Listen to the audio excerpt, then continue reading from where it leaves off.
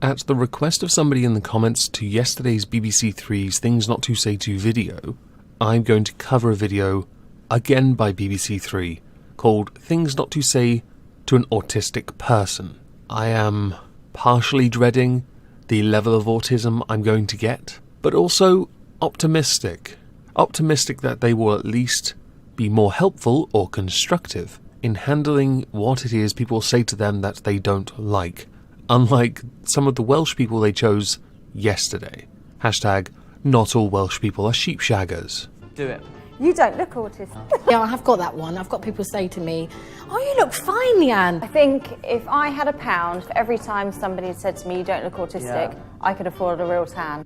While I will agree there is a misconception about what some people look like with regards to certain conditions they may or may not have, I would say while it might be tiring to be continually told you don't look autistic, it's going to be very hard to convince a lot of people you don't look autistic if you look anything like this.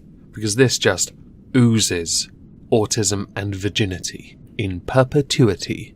They mean well, because I think what that means is I had these preconceptions and you've just broken them, and I find that really interesting. But how it's actually come out is quite stigmatising. I'm going to disagree a little, in the sense that when people hear of mental conditions, all mental conditions, hell, even let's include depression, people immediately think of the extreme. They don't think of the varying types, which is why autism is considered on a spectrum, because there are so many different types. You have those like the earlier shown spineless foreskin, who is just autism.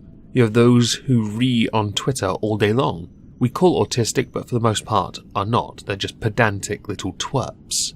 But you do have people of varying different severities with all mental conditions. Autism is no exception. It is not stigmatizing. It is just an assumption, one that when you quell it within another person, that person, should their IQ be above 30, can then be regarded as educated. I don't regard it as stigmatizing, but as I'm not autistic, it's possible I don't see it from your perspective. I'm not trying to denigrate your lived experience, of course. They think of someone with autism and they think of your typical Sheldon Cooper type, or someone who doesn't speak to anyone, who's rude, who is a genius, and that it simply isn't the case. There is definitely a media image of how autistic people are portrayed. It's always men or children. No, I agree, yeah. Where's the girls? The reason you see more people on television and in the news as being diagnosed with depression being men or boys is because the ratios of men and women diagnosed ranges from 2 to 1 or going up as far as 16 to 1 in favour of men and boys. Therefore, since it is more commonly and known to be prevalent within men and boys, it is going to be noticed more often. This also ties in to gender identity and dysphoria with similar ratios. There are theories to explain why there's a gender split, some theorising that there is a female autism phenotype, that autism is an exaggeration of normal gender differences, the extreme male brain theory of autism possibly caused by the effects of fetal testosterone on brain development. The list does go on. I'm sure most of it has been debunked by now, but still, there are genetic differences that mean girls are less likely to inherit autism than boys, apparently. I will link autism.org down below. By all means, go check them out. They do cover this quite well. A lot of these special abilities come from being very, very, very interested in something. That particular trait is more commonly known as obsession, repetition, or routine. Nothing wrong with any of those, I might add. But let's face it, obsessing over a task, repeatedly performing the task, and getting into a routine that involves both isn't necessarily a bad thing. But it is a key trait commonly associated with people who are autistic, which does mean there are some who are geniuses in a very specific field. I have let down autism. I am shit at maths, alright? Don't ever ask me to do the times table. Do you remember yesterday when I mentioned there were 3 different types of people who responded in these types of videos? Those that joked it, those that took it seriously, and those that got offended. This guy, yeah, he's clearly a sheepshagger. Everyone is a little autistic. Do you know what? That really pisses me off. I like that it annoys him, but he doesn't explain why. I like that this comment does come up, but we get 0 context, because let's face it, This is something missing in all these videos, the context in which the sentence is said. Now I can think of a context where this comes up, to try and make people who are autistic feel a little less unique, those who might otherwise be considered attention-seeking autistic people, as opposed to the regular autistic people who aren't begging it. I can imagine there are contexts where people would say it as a means to make people feel more at ease perhaps, by downplaying the severity of that particular person's autism. That's not to say they should say it. I think it depends entirely on the situation and the people involved. But I do tend to think everyone's a little autistic depending on circumstance. Although that could easily be conflated with OCD, I think. So we're taught in school we've got 5 senses. Wrong, we've got 6. The 6th one being our theory of mind, the ability to understand everybody else's thought processes. Oh, you mean like reading people? Yes, I'm all too familiar with that. See, I learned to do that when I was 4, and I found out when I was 10, people don't like it. So I stopped, because I wasn't autistic enough to continue doing it, not understanding the situation. I would also argue it's not a 6th sense at all. It all comes down to visualization and comprehension. That can be argued to be all senses together. I mean, to get a full scope of someone, you need to lick them first. That's how we do this, right? That's how you read people, yeah? If it isn't, I've been doing it wrong for years.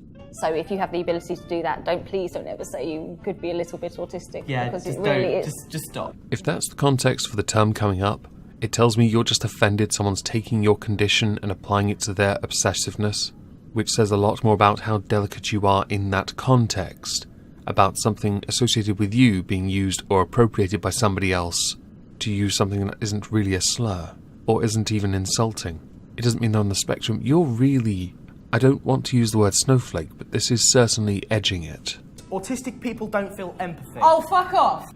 I feel like another hashtag is about to happen, so I should now state it now for the sake of the video. Hashtag not all autistic people lack empathy. Okay? Okay? Do you feel better? Okay, drugs are bad. So speaking bad about those poor defenseless autistic people, okay? Dear God. Autistic people could be normal if they tried. Oh my goodness. Wow. Who says that? Because I've never heard anyone say it. That's not to say it doesn't get spoken or said by someone, but I would love to know the context where it comes up.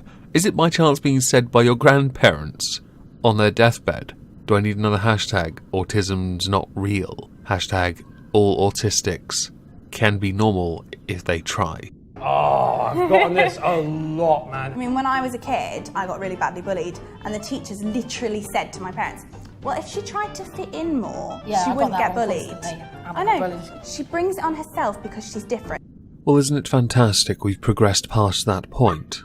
You don't look like somebody that went to school in the last 10 years, where autism is treated with a certain level of severity and seriousness, unlike during the time when you and I were at school, when those with dyslexia were simply diagnosed as being stupid. How would you describe autism? Okay, how is this something you don't say to somebody that's autistic? How is this something you don't say to anyone? I mean, it is a very thought-provoking question. There are those who are enlightened enough to understand that there is a very complex answer, depending on the individual person. But this doesn't sound like something you don't say to someone who's autistic, unless you know in advance and you're like, can you do me a favour and just tell me what your autism is, so I best know how to handle you? Which sounds really insensitive, but still, not sure how this isn't something you should say to somebody with autism. Complicated. It's a very individual thing, and every person on the spectrum is very, very, very different. Would you look at that? We got one good answer in the entire video. Not even a joke. The majority of the answers are taking offence and fobbing off. Some giving moderately interesting answers but not giving full descriptions. This is the nearest we've gotten to a completed answer, which actually, they managed to prove my original point of how is this something you shouldn't say, because they answered the question. And I'll drive my friends mad because we'll watch ITV daytime quiz shows or something. Yeah. And I'll just be there getting the answer, who had a hit single in 2008. Yeah. I'm like that with my dad sometimes. I'll go in the quiz and they go oh, you lucky bugger. Yeah. Yeah. Basically, you want this on your general knowledge team. That sounds like a lie, but I'm not going to question it because I can't be bothered. Instead, I'm going to end the video here. Tonight, Moisky Live, PMQ stream, 9:30 PM GMT. If you're interested, please consider joining me. The subject is Brexit, Boris Johnson and Jeremy Hunt. Oh, and Scotland, because they're so damn important. So I hope you'll have a lovely Wednesday. 2 days, everyone. Foodie Beauty Part 2 drops. And thank you all for listening.